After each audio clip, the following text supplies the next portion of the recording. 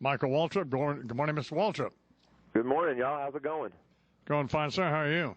I'm happy. Everything looks about right here in North Carolina. We have your goofy brother on all the time, Daryl. So I know it. He and I communicate more on Twitter than we do by seeing each other. So we bounce back and forth talking about me being on here today. So really appreciate you having me on. It's an honor. You're more than welcome. Thank you. He's one of my absolutely favorite people, and I don't know him that well. Well, I just know him from talking to him for years.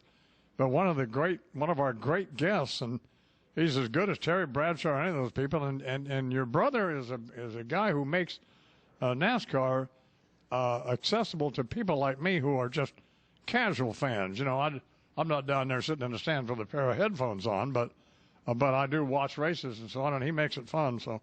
Well, this book, what's the age difference between y'all? Well, when I was born, Daryl was 16. So as a race car driver, you know, he was on the road racing. The whole time I was growing up, I just sort of watched from afar as he started winning NASCAR races, and that's what inspired me. That's why I wanted to become a race car driver. I wanted to be like my brother. Of course, Daryl won, I believe, 84 races, won the NASCAR championship 3 times, and in the process, I like to say between the two of us, we've won 88 races and 3 Daytona 500s. Well, yeah, you've had a great career and are having a great career. You race Toyotas now, right? Yes, sir. In fact, I was over in Japan over Thanksgiving. I took my 13-year-old daughter over there to see that part of the world, and I was talking about Twitter a second ago. I also have been talking to Dagan this morning, and I've got a picture of a sweet little boy that had a Napa Auto Parts uniform on, my sponsor, and he just was so precious. And, you know, as this tragedy is developing over there, you know, it just makes your heart hurt wondering if that little boy's okay. So Toyota, obviously, all the NASCAR community is trying to send relief to Japan, and Toyota's key for us in doing that. So we'll have stickers on our cars this weekend at Bristol telling the fans how they can help those people. So thinking this morning about what your relationship must be with various Japanese officials, because y'all do race Toyotas, and the impact that probably has on you and them, and certainly the magnificent struggle these people are putting up. So. That's exactly right. And, you know, it's personal relationships. They've come over here and said, we just raised their hand up and said, we'd like to try NASCAR racing. We want to be a part of the community. And I think that the way they came into the sport was very subdued. They didn't want to come in beating their chest saying we're going to win all these races. They just wanted to be a part of the NASCAR community, and people appreciate that.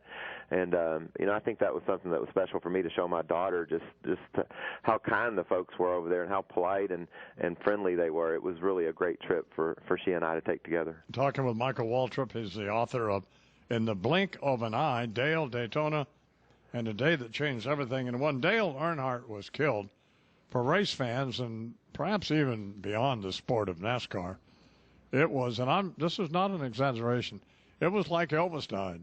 It was a terrible day for our sport, and you know, I'll always be linked to that day. I won the race that Dale got killed in, and not only was I driving Dale's car, but Dale was my friend. We had talked for 5 or 6 years about me driving for him, and I don't know if you were aware of this or not, but I sort of lost 462 races in a row before I won that Daytona 500. No one had ever lost 462 races and then finally won one, and I won it on our sport's biggest day. And so I thought the world was perfect as I stood in victory lane celebrating.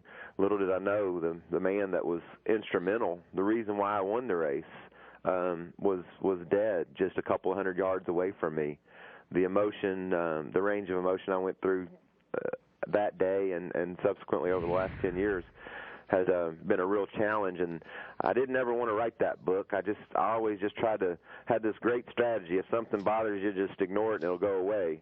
And obviously that's not a real smart way to go about living your life. And so finally, with the 10th anniversary of that day coming, I sat down and talked to a buddy, and we decided to write a book about it. And I want to tell you, I'm really glad I did. I learned things about that day that have brought me some comfort, and I feel better about it now than I did before I wrote the book. So I'm happy about that, at least.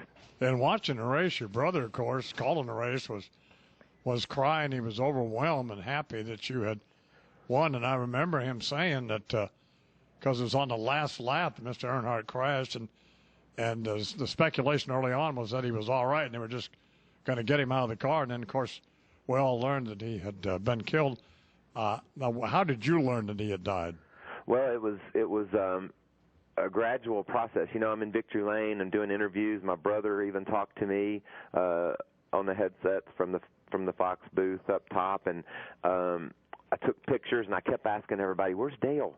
I know he's going to be here. You know, I know he's coming." And he had this way of just grabbing you like the cowboy he was, you know, and putting a big hug on you. And I could not wait for that bear hug. Winning that race was personally a great triumph. Great for me. I was so happy that I accomplished that, but it was mainly because Dale believed in me, and he told me I could do it, and I just wanted his approval. I wanted him to say, "That's what I'm talking about." And as that hug didn't come, I became more and more curious as to why, and I began asking questions. And finally, Kenny Schrader, who crashed with Dale down there in Turn 4, when he hopped out of his car, he went over to check on Dale, and he saw that Dale was hurt, you know, was seriously injured, and he came to Victory Lane, and he just grabbed me and he said, "Look, bud, it's not good." And that was the first heads up I had, and Kenny did that because he loved me. You know, he wanted me to be prepared for what was coming, and that was my first sign. And then eventually my wife and I were alone, and she said, I looked at her and said, "He's going to be okay, right?" You know, I knew he was hurt, but I was like, "He's going to be okay," and she said, "No, he's dead." So it was I can't explain it. I tried forever to ignore it, and that's why I wrote the book, because I just wanted to dig into it and understand it better. And what did you find? Talking with Michael Waltrip about the day Dale Earnhardt died, on the same day that Mr. Waltrip won the Daytona 500, the book's called In the Blink of an Eye. What did you learn, Michael, that made you feel better about all of this in writing this book, as you said earlier? Well, I had guilt because, you know, I was there and Dale was racing, and everybody said he died blocking for me and Dale Jr.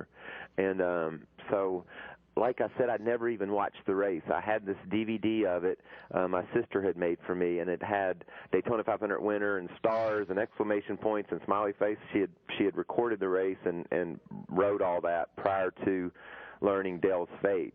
And I knew where it was, but I'd never put it in because I just didn't want to go there. But when I finally did to prepare for writing the book, I learned something that made me much more comfortable with the situation. On the last lap, he had been blocking up until the last lap. You know, he was racing, trying to protect the lead for us and just pushing us along. But on the last lap, he knew, as well as I knew, the race, the only person that was going to win that race was me or Dale Jr. at that point. He was 3 wide with Sterling and Schrader, and there just wasn't any way those 3 cars were going to get a run on us. He was racing to finish 3rd. He wasn't racing at that point to try to block for us. The outcome was inevitable. So just knowing that he saw his 2 cars driving off to win the Daytona 500. I'm a car owner now, and I know that's probably got to be the greatest feeling maybe as a car owner you ever have, knowing your 2 cars are going to run 1-2 in the Daytona 500. I just, you know, I think that he was smiling when his car got hit and turned into that wall. Michael, you sound about as nice a guy as your brother, son. I love your brother, so. Well, my brother is a lot of fun, and we have the same enthusiasm for our sport. You know, we just really appreciate the opportunities it's afforded us, and how much fun it's been over the years just to get to race cars. It's a pretty simple game, but darn, the joy it's brought many people, and the joy that Dale brought folks, and that Darrell does every Sunday on TV with his commentating. We're just blessed to be able to do all that stuff. You know, it is good you wrote this, particularly for NASCAR fans, because they wonder about this as much probably as you. Well, not as much, but you know how NASCAR fans are. I mean, so this will give them a great opportunity to find out what happened. Well, thanks for taking a few minutes to talk with us about it. Good luck with it, and thank you very much. Well, I really appreciate being on. Y'all have a good day. You're quite welcome. Michael Waltrip, In the Blink of an Eye, what happened at Daytona on the day Dale Earnhardt died. It's 12 minutes to